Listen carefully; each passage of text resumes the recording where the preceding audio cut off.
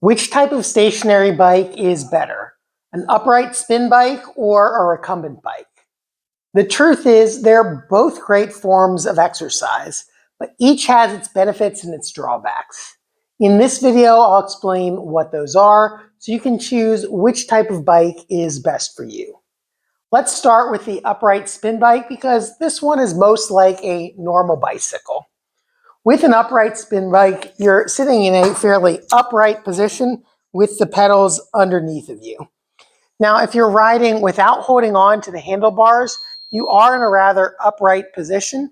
And so you get a little bit of core work with this. You also get your hip into pretty much a neutral flexion extension. Now, if you're holding on to the handlebars, you do lean forward a little bit, but your trunk is still fairly upright. Now, as far as the different muscles that this works, it works primarily your quadriceps when you're in a slightly forward lean position like this. Your quadricep muscles will bring you from knee flexion or a bent knee to knee extension, which is a straight knee. That uses the quadricep muscles. Then you're pushing with the other leg to bring you back up. Now, if you are someone who recently had a knee surgery, you'll find that it's a little bit harder to bend on the way back up like this. And even if you pedal backwards, you're still fighting gravity to bend your knee. So sometimes this isn't the easiest for people who have recently had a knee surgery and are working on range of motion. But if it's the only type of bike that you have access to, it's certainly better than nothing. Now, additionally, with a spin bike, you can lean forwards like this. And this actually makes the position a little bit more like a recumbent bike, where your hips and trunk are at about a 90-degree angle. However, instead of pushing out that way like you would on a recumbent, your trunk is leaned forwards and you're pushing down.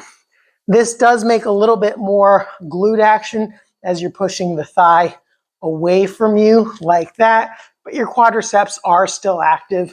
And then one thing you can do on a spin bike that you definitely cannot do on a recumbent bike is getting up on the pedals and climbing if you're someone who wants a little higher intensity workout. And here you're going to get into the most hip extension. Your leg can actually get behind you a little bit. Additionally, you're carrying the weight of your body weight, and you have to pull up on the pedals a little bit more so you get your hip flexors into this a little bit more than you would with either sitting on the seat or riding a recumbent bike. Now, who might this not be good for? Again, if you're working on knee range of motion, a recumbent bike probably is a little bit better for you. If you are someone who has some lower back problems, you might find that either sitting upright like this or leaning forwards on the handlebars is a little bit uncomfortable. That's certainly not the case for everyone with lower back problems, but if that is the case for you, having a backrest may be a better choice. Additionally, the seat here is fairly narrow as it is on most spin bikes. Some upright bikes have a little bit wider seat, but if you have a bony bottom or you just get sensitive, this may not be the best option for you. So that's the upright spin bike.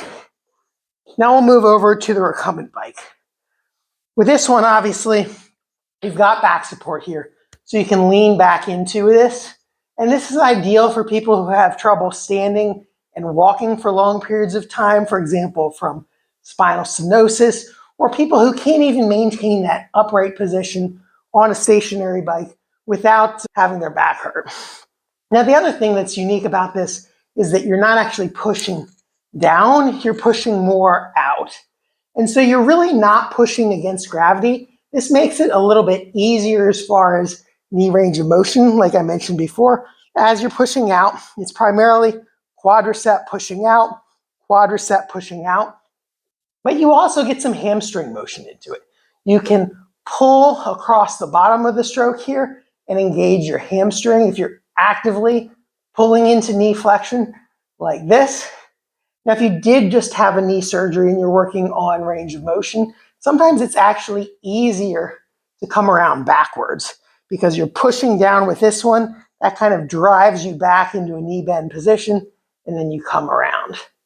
Now, if you're really having trouble when you're first starting out, you can actually just do half revolutions, going like that, and like that, and like that. and like that, just going back and forth. And then eventually when you get close to a point, you'll probably get around backwards first. Sometimes it snaps around that first time around, so be aware of that. But a recumbent bike, like I mentioned, is very good for people who are looking to recover from a knee surgery and want to improve their knee range of motion.